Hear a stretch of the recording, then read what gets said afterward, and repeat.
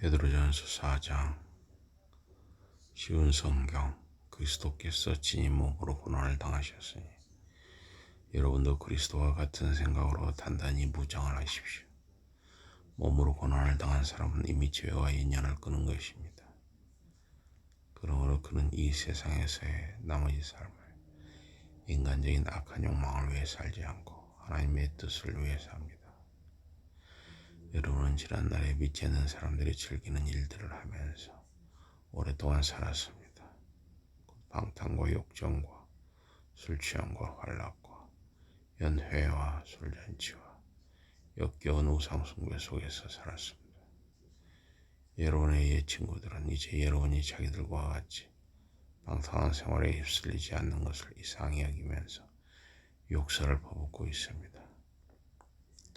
그러나 그들은 산 사람과 죽은 사람을 심판하실 분 앞에서 자기들이 한 짓을 모두 말씀드려야 할 것입니다. 그래서 죽은 이들에게까지도 기쁜 소식이 전해졌던 것입니다. 그것은 그들이 몸으로는 모든 사람이 받는 심판을 받았으나 영으로는 하나님께서 하신 것처럼 살게 하려는 것이었습니다. 모든 것의 끝이 가까웠습니다. 그러니 여러분은 정신을 차리고 자신을 잘 다스려서 기도에 힘쓰십시오. 무엇보다도 먼저 끊임없이 서로 사랑하십시오. 사랑은 많은 죄를 용서해 주기 때문입니다. 불평하지 말고 서로 따뜻하게 대접하십시오. 여러분은 하나님께 각기 다른 은혜의 선물을 받았습니다.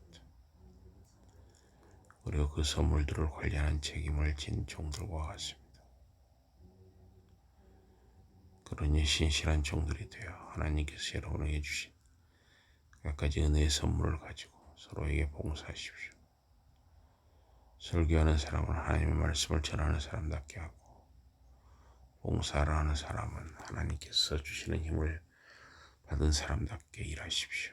그리하여 무슨 일이든지 하나님께서 예수 그리스도를 통하여 영광을 받으시게 하십시오. 영광과 권능이 영원토록 그분께 있습니다. 아멘. 사랑하는 여러분, 여러분이 지금 겪고 있는 시련의 불길에 놀라지 마십시오. 그것은 여러분을 시험하려는 것이니 무슨 이상한 일이라도 생긴 것처럼 놀라지 마십시오. 오히려 여러분이 그리스도의 고난을 함께 나누게 된 것을 기뻐하십시오. 그러면 그분의 영광이 나타날 때 여러분도 기뻐서 소리치게 될 것입니다. 여러분이 그리스도 때문에 모욕을 당하면 여러분은 복받은 것입니다. 영광스러운 하나님의 영이 여러분 위에 머무시기 때문입니다. 여러분 가운데서 살인자나 도둑이나 범죄자나 혹은 남의 일이 간섭하는 자가 되어 고통받는 사람이 없도록 하십시오. 그러나 그리스도를 믿는 사람으로서 고통을 당하면 부끄러워하지 마십시오. 오히려 그리스도의 사람이라는 이름을 갖게 되었으니 하나님께 영광을 돌리십시오. 심판이 시작될 때가 다가왔습니다. 심판은 하나님의 가족에 대한 심판으로 시작됩니다. 심판이 먼저 우리에게 시작된다면 하나님의 기쁜 소식에 순종하지 않는 사람들의 끝은 어떡하겠습니까? 의로운 사람이 구원을 받는 것도 어렵다면 경건하지 못한 자와 죄인은 어떻겠습니까?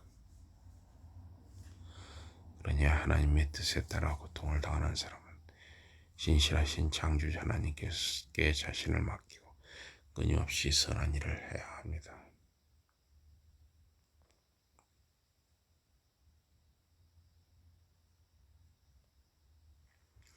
베드로전서 5장. 나는 장로의 한 사람으로서 그리고 그리스도께서 당하신 고난의 증인이며 앞으로 나타날 영광을 함께 나눌 한 사람으로서 여러분 가운데 있는 장로들에게 부탁합니다. 여러분에게 맡겨진 하나님의 양떼를 돌보는 목자가 되십시오. 그 일을 마지못해 억지로 할 것이 아니라 기꺼이 하십시오. 하나님께서는 여러분이 그렇게 하기를 원하십니다. 돈에 욕심을 내지 말고 기쁜 마음으로 섬기십시오. 그리고 여러분의 맡겨진 사람들 위에 서서 마음대로 해드리려 하지 말고 양떼에게 좋은 모범을 보이십시오. 그러면 뜬가는 목자이신 그리스도께서 나타나실 때 여러분은 결코 없어지지 않을 영광스러운 멸류관을 받을 것입니다.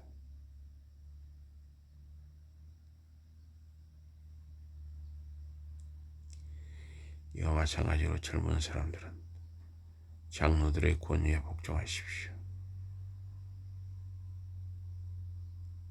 그리고 여러분 모두는 겸손하게 서로를 섬기십시오. 하나님께서는 교만한 자들을 물리치시고 겸손한 사람들에게는 은혜를 베푸십니다. 그러므로 여러분은 스스로를 낮추어 하나님의 권능에 복종하십시오. 때가 되면 하나님께서 여러분을 높이 들어 올려주실 것입니다.